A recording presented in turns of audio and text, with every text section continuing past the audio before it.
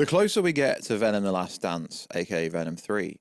But one thing I find fascinating is the whole Knull, god of the symbiotes, the wielder of your Necro sword that currently Gore had in Thor Love and Thunder, is that Knull, and I've always said this, Knull's not actually going to be that important to the overall movie, essentially.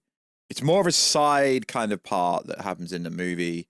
It's more teasing what's going to happen in the future in Spider-Man 4, to the likes of some people saying Spider-Man 4 could actually be called Spider-Man King in Black. It's very interesting. So, yo, what is freaking good, YouTube? We'll see if you're new around here. Make sure to subscribe to never miss any of the Marvel, DC, Kaiju, Monsterverse, pop culture-based content that I deliver on a daily basis. You could subscribe to the channel, turn notifications on, and let me know how freaking excited are you to see Knull up here, although it's literally going to be a blink. Okay, maybe not a blink and you miss moment, but it's going to be a very small percentage of the movie. Also, check us out on Instagram at Warstu to see the beautiful face behind the beautiful voice. So check us out on Twitter, WarstuG. Right, let's get into this video. So lots of information has come out, but it's actually worth saying the plot. What is the plot? The plot's really got nothing to do with Knull, although the marketing, they really are trying to make out Knull is a massive part of the movie, when really he's not at all. Hence why, if you go over the plot leaks, nobody, except for me, was talking about Knull a year ago when the plot leaks came out. Knull, it's more of a post-credit ending teaser to set up Spider-Man 4, because allegedly Knull is actually going to be like a massive villain in the multiversal going forward, which is fascinating. So allegedly Andy Serkis is playing Knull. Now this is coming from Alex Perez, credible, like I say, I don't really believe any other scooper. I put one on the same playing field unless it comes from Alex Perez. Why do I give him so much precedence? Because he's never wrong. He literally got the most right when it came to Deadpool 3. He got the most right when it came to Loki Season 2. And also someone that I gave a lot of credibility to is Cryptic HG as well. So, Knull will appear in multiple appearances, of course, because if they're only teasing him in this movie, they're setting him up for Spider-Man 4, essentially. And if he is a multiversal threat, they're actually going to be setting him up appear in other movies after this. So Tom Hardy, like we said, it's the conclusion to his trilogy. It's basically come out and said, that's a lot done from me and the big guy. We loved every minute. So Alex Perez, like I say, the only credible scooper, pretty much, quoted this, it may be your last Venom one, but your story ain't done yet. Is he saying Eddie's going to become Agent Venom? Is he saying that Tom Hardy's going to take on a different role? We don't know, but the closer to the movie we get, the more information there is. And now Andrew Garfield's coming out and saying, yeah, I'm down to play Spider-Man again. I'd 100% come back if it was the right thing. I love that character. It brings me joy. Part of what I bring is joy. Then I'm joyful in return. So, you know, there was fake rumors about Toby and Andrew appearing at the end of Spider-Man 4. Not really necessary at all, if you ask me. So, Venom 3, what was the original plot that everyone was talking about? But now everyone's saying it's just a movie about Knull, when really, you're gonna really get disappointed if you think that's the case. So, since Venom has a multiversal hive mind, that the symbiote knows Spider-Man is destined to kill both Venom and Eddie. So Venom convinces Eddie to hunt down Peter Parker in their universe. However, the Peter Parker happens to be a 10-year-old boy. Now, if you've watched all the trailers, you can see a person that appears to be young, could be Peter Parker. It's not being confirmed or verified, but pretty much is confirmed that is a variation of Peter Parker. So they kidnap Peter and are supposed to kill him, but Eddie has second thoughts following Venom exposing the 10-year-old Peter to normal spiders, which causes a service allergic reaction in Peter. Eddie decides not to kill the boy and instead pretends to be his father and takes him to hospital. You can literally see this unofficially in the behind-the-scenes images. So, enter the villains. It's claimed that Eddie's symbiote becomes increasingly more unhappy that he's attached to Eddie, but Eddie has bigger things to worry about than the appearance of a new powerful symbiote, being Toxin, the offspring of Carnage, who merges with Detective Peter McGonagall, played by Stephen Graham, pretty cool actor. Toxin vows to destroy all monsters, including Venom and young Peter Parker. So what happens next is Toxin spawns more symbiotes, with one merging with Juno Tempo's character, Lieutenant Patrice, who Eddie new love interest, who's going to become Scream. The new group of alien symbiotes threatens to unleash destruction on the entire city of San Francisco.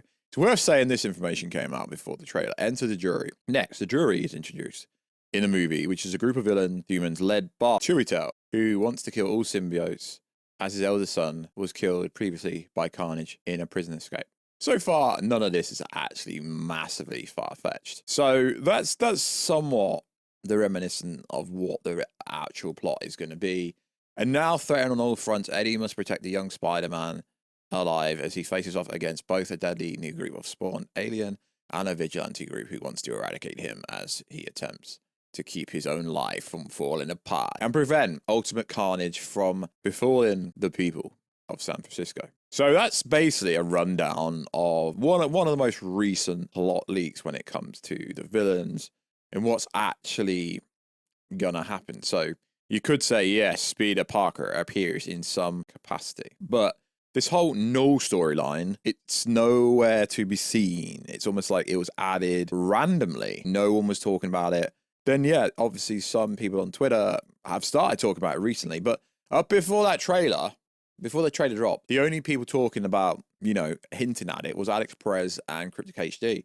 They hinted that maybe Knull might be spoken about or there might be some kind of flashback sequence. But before that first trailer, no one was talking about it. And now people are talking about it like the whole movie is centered around Knull. Yes, we get it. The Xenophore are coming for Venom because they've got essentially the codex that Knull needs to escape Clintar, his home planet where he's trapped. He's imprisoned.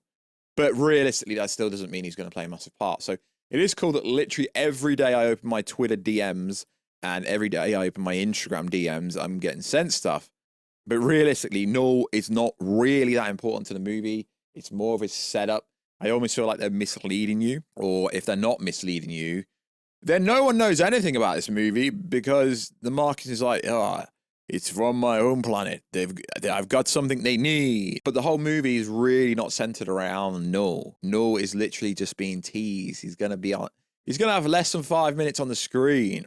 So it's going to be interesting. There is a lot of hype around what is to come next. Spider-Man 4, The King in Black. I mean, Cryptic HD tweeted, take this with a grain of salt, but I heard the next Spider-Man movie might be titled Spider-Man King in Black. Now, if that is the case, there's going to have to be a huge post-credit stinger, or it's just going to be Knull leaving Clintar and basically getting his Necrosword somehow, or some variation of it, potentially. But as for Tom Hardy saying he's dusted, I don't know. I mean, there is a line where Venom says, I'm with you to the end, and people go, people say I'm taking that line out of context. No, like, realistically, Eddie could die because he's got the Codex. Doesn't mean Venom dies, Venom just gets a new host. But it's pretty interesting. Andy Serkis playing Knull. That's pretty interesting. He's very good at motion capture work. Yeah, Knull will basically be all motion capture, CGI. Andy Serkis, pretty famous dude. Actually worked on the Venom movies. King Caesar in the Planet of the Apes franchise. Very, very, very credible actor. But like I say, it will take it with a pinch of salt. But that's essentially what most of the plot of the movie is saying. I do find it fascinating going over plot stuff because when the movie actually comes out, you find out if it was true or not. So essentially, they're going to look for Peter Parker, find out he's young, feel sorry for him, gets bitten by spiders, tries to help him, and Venom's being basically chased down by the jury, a group who wants to eradicate all monsters, and Toxin's going to come after him and scream. And at some point, Knull's minions are going to come after him, and seeing if they've showed quite a bit off that from the trailers. I'm assuming that's going to happen more towards the end of the movie. I don't think that's how the movie's going to start, but it is going to be interesting because a lot of people think Knull's the villain in this movie. Sure, he could be, but from what I've been told and what I understand, it's more of a teaser. Like, you barely get to actually see it scenario. Not kind of like Thanos scenario where it took 10 years to actually get to him appearing. But yeah, interesting, very interesting. So that's loosely what the plot is for this movie. And the post-credit is supposed to be, if Eddie Brock doesn't die, Eddie Brock will go to the MCU timeline to tell Peter Parker that Knull has been released from Clintar, and that's allegedly the post-credit scene. And it's either the ending of the post-credit scene, and then obviously Knull escaping Clintar is supposed to be the ending of the post-credit scene. So realistically, you just need to watch the end of the movie. So like always, guys, check us out on Instagram at Warstu, check us on Twitter, Warstu G. And I'll catch you in another video, guys. Catch you later.